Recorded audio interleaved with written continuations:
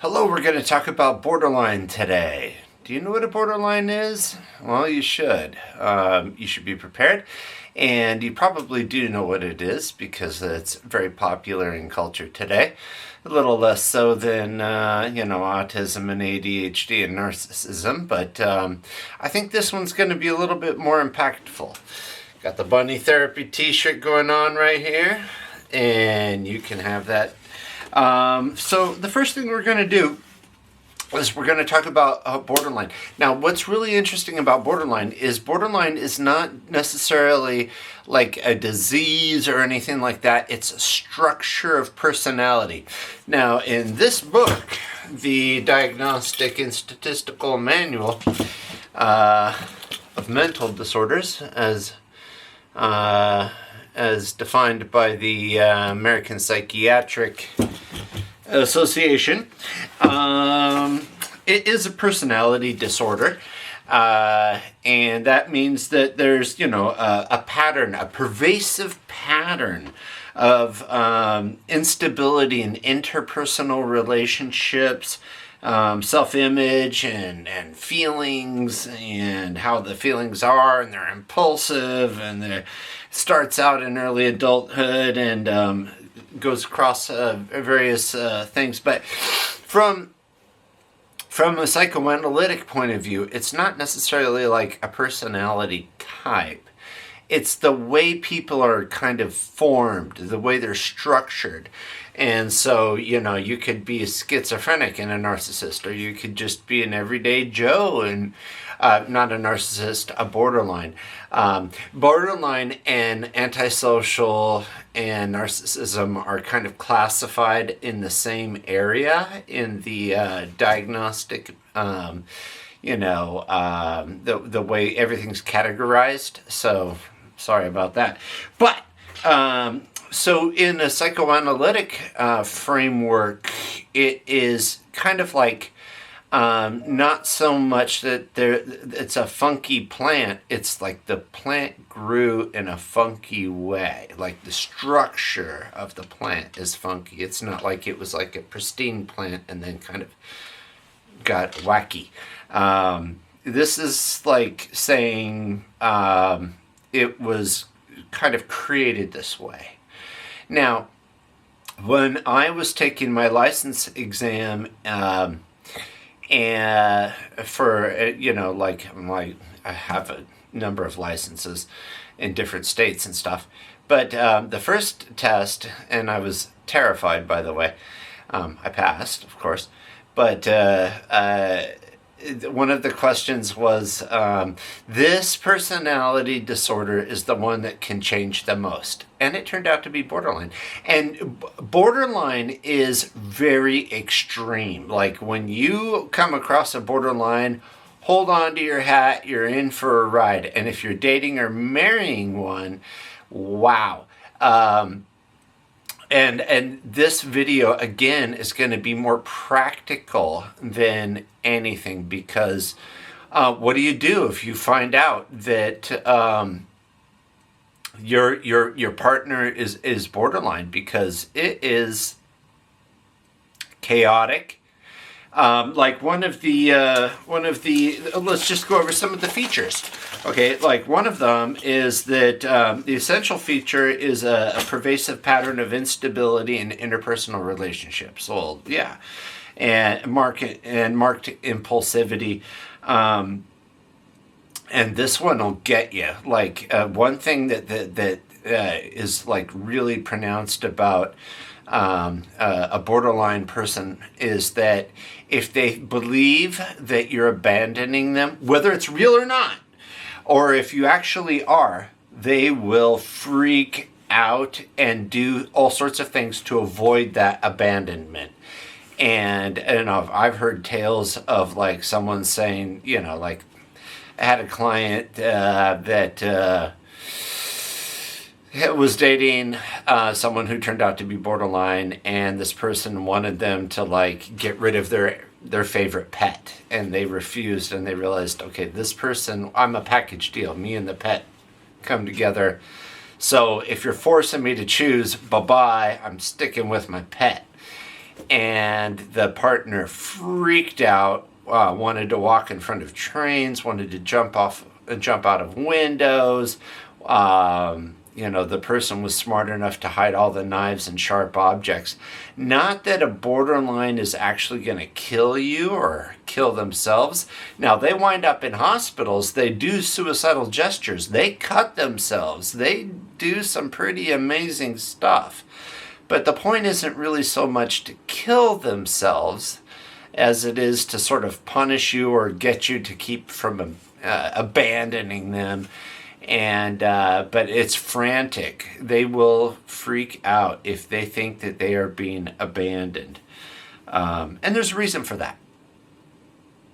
Another thing is that they're in intense and unstable relationships, and as you might guess, like someone who's willing to like jump out your window trying to get rid of your pet, or cut themselves or wind up in a hospital. It's intense and it's unstable.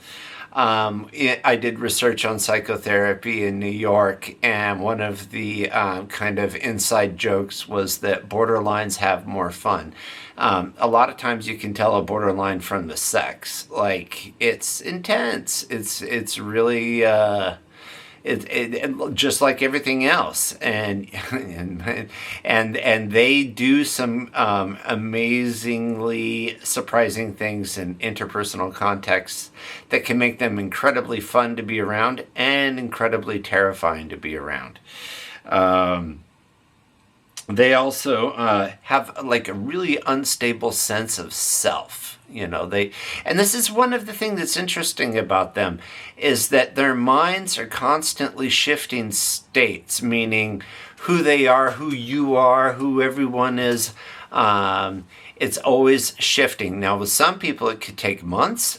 With some people, it happens within minutes, just cycling all over again, like whether or not they like you, whether they like themselves, who are they?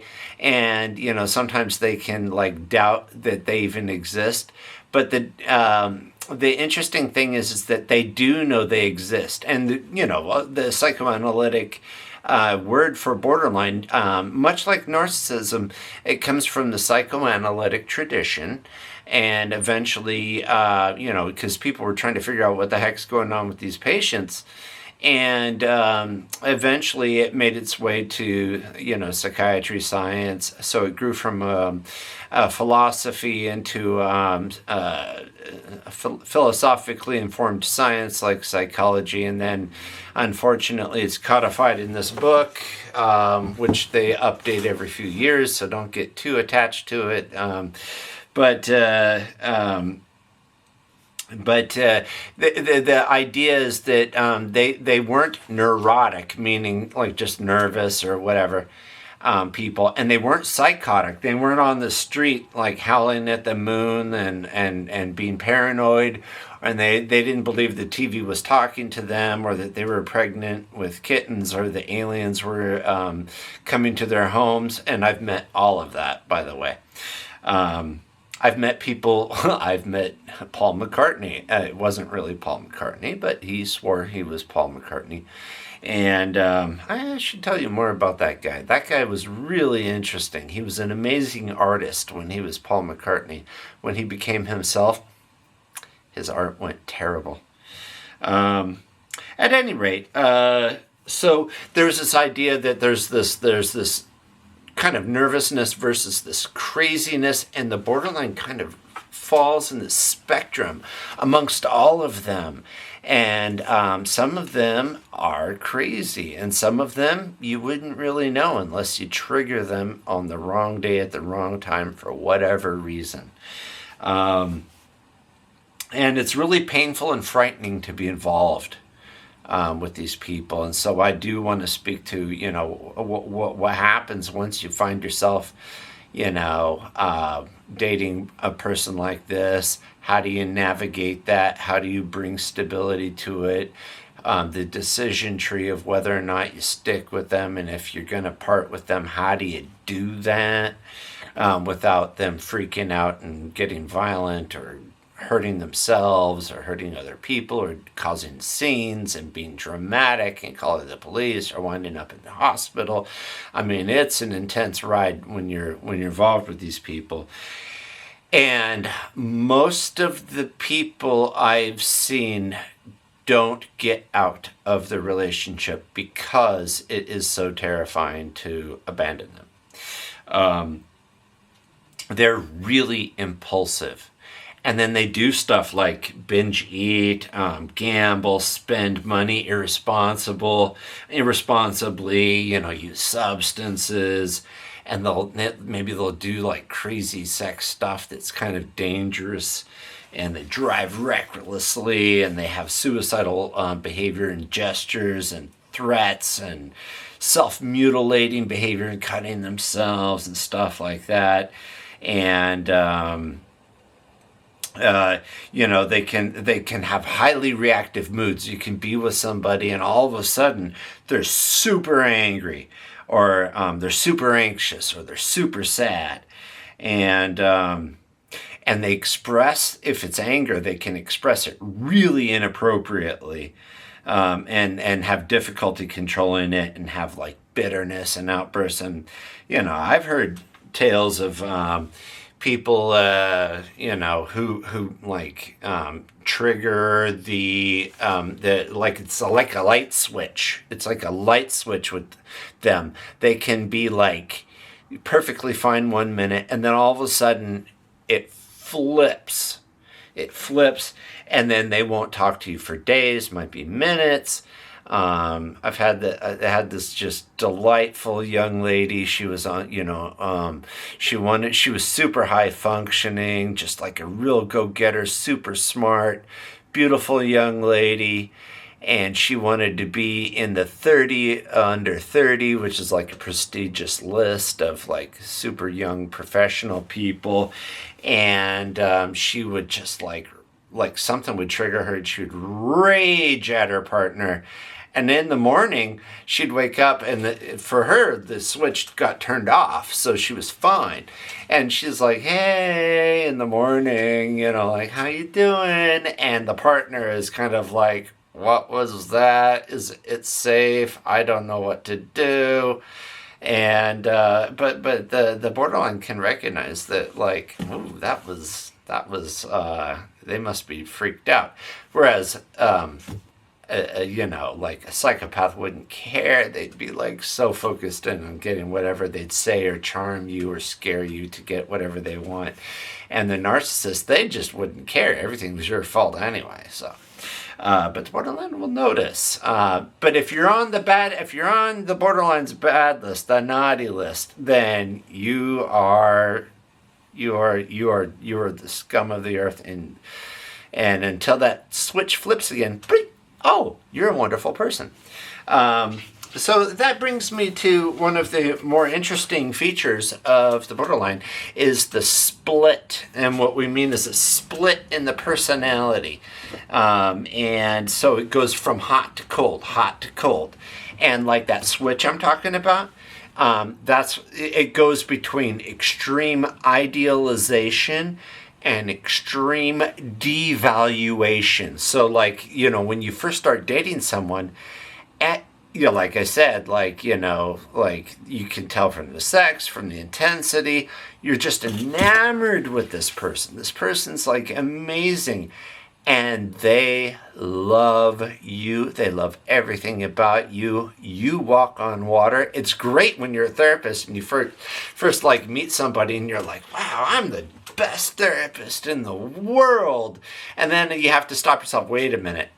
Are they idealizing me? Are they making me out to be some amazing therapist? Because they're putting me on a pedestal right now. And the problem with being on a high pedestal is when that flip switches, you're coming down, you're going to be terrible, you're going to be evil, you're going to deserve to be punished if not destroyed, and you're an idiot and all stuff like that. So you'll see like black and white. There is no gray in the borderline. So there's this rapid alternation between idealization and devaluation. And that happens not only with the therapist, but their kids. And some people say that like borderlines come from borderline mothers. And that's where the split comes from, is that when they're psychoanalytically speaking, is that when you're a little kid, you have to attach to survive. It's like the attaching instinct is born into us, and it is imperative that we attach to these giant humans, usually women, and they take care of us, and we will do, and if they smack us, we'll find a way to attach to them.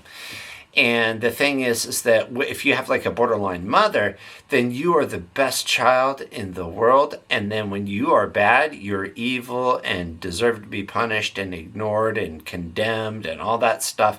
And the little kid is confused that the same wonderful person that they've attached to could be the same monster that is making their lives like almost intolerable. And so what they do is they want to preserve the good mother and keep the bad one separate. So they split, and the personalities formed that way to see people as black and white. Like, this is the good person, this is the idealized mother.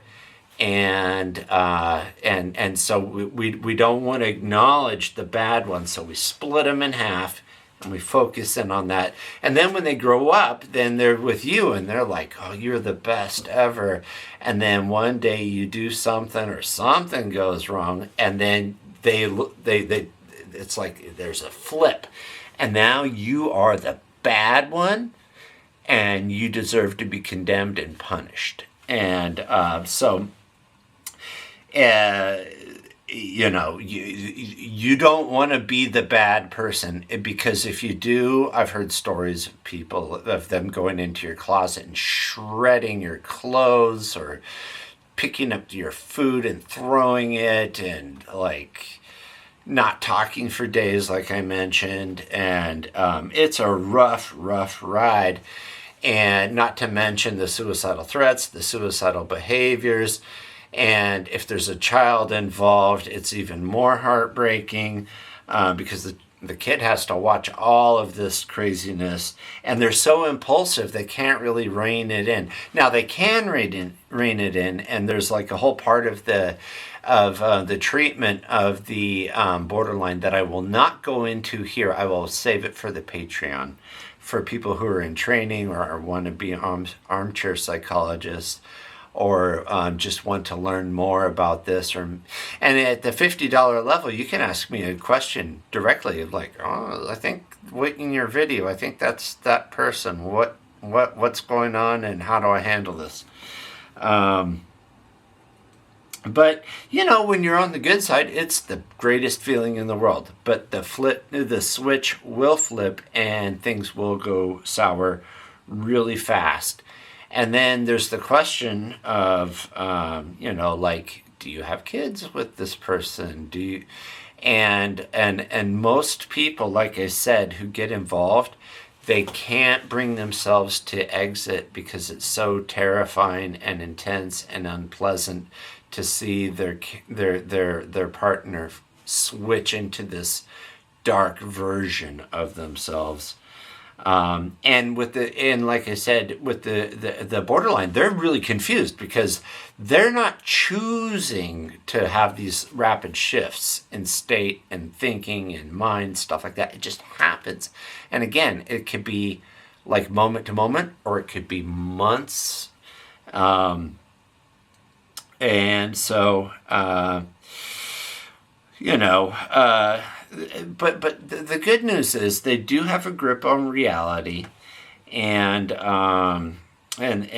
know that you're real and that they're real. But if you're working with someone like this, they often get fired, because when it comes to a transactional relationship like a job, you screw up and you freak out and you do something really inappropriate, well, you can get fired for that. And a lot of the times, mental disorder claims will not be entertained for a personality disorder. Schizophrenia? Yeah. Bipolar? Yeah. Depression? Yeah. Borderline? It depends on where you live. And so that's a tricky one.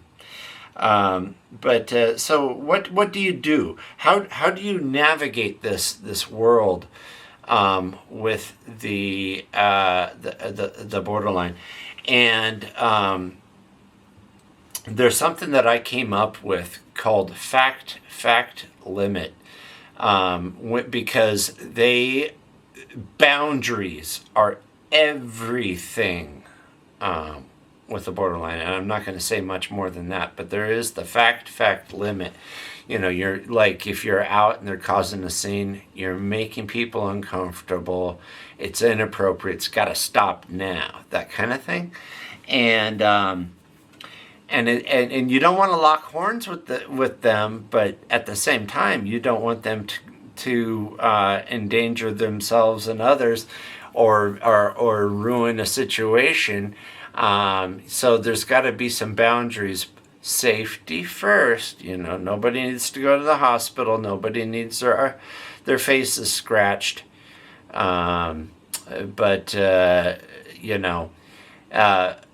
Taking on somebody with this personality structure, I do not recommend it, because you're in over your head unless you have support and help.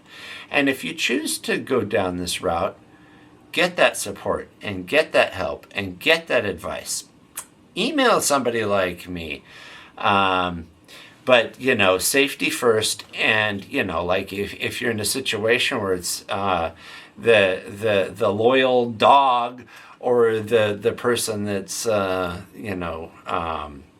be a wrecking ball in your life, I highly suggest you search what your values are, what you really want. Is this the relationship you truly want? And the good news is that borderlines can change, and they do mellow out over time. So I'm not going to give a blanket statement and say, run, Forrest, run. But I will say I don't recommend taking this on if you have a choice.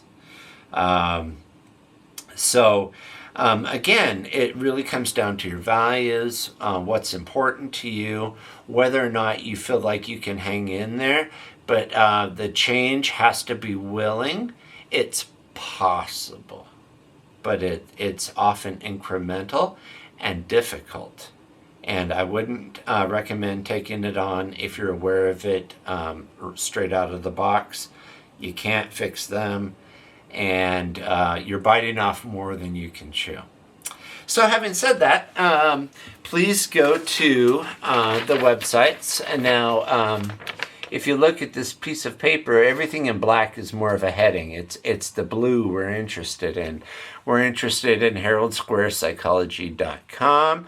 We're interested in therapist, the number 4, me.jp. Because if you're in a situation like this, you're going to need support, you're going to need insight, and if you can, get them to go, because there's a way to interact with them in therapy that can be quite effective. And like I say, it can change. It just takes a lot of effort, a willingness on their part, and it's going to take some time and hard work and a lot of blood, sweat, and tears, metaphorically speaking, hopefully. And there's the Patreon. Join the Patreon for $1, $20 to get the extra content and some of the behind the scenes extra videos, secret sauce. And with the $20 you get the t-shirts. And this one happens to be a pink one, a halfie, generally appealing to women. But they come in small, medium, and large. You get the stickers, you get the t-shirts, you get the extra content. And then for $50, you can say like, oh my goodness, I watched your video. I'm in over my head. I'd like to consult with you. And I would take that time and honor that. So having said that, we are up to about 24 minutes, which I'm told is a long time for a video. So maybe I'll make a short for everybody else. But thank you for sticking in there. Please like, subscribe, hit the notification bell. I am very prolific on here, and I'm putting out a lot of content, and I'm not really trying to sell you anything. I know I've got the t-shirts, but all of this is in service of getting people into services globally. Thank you very much.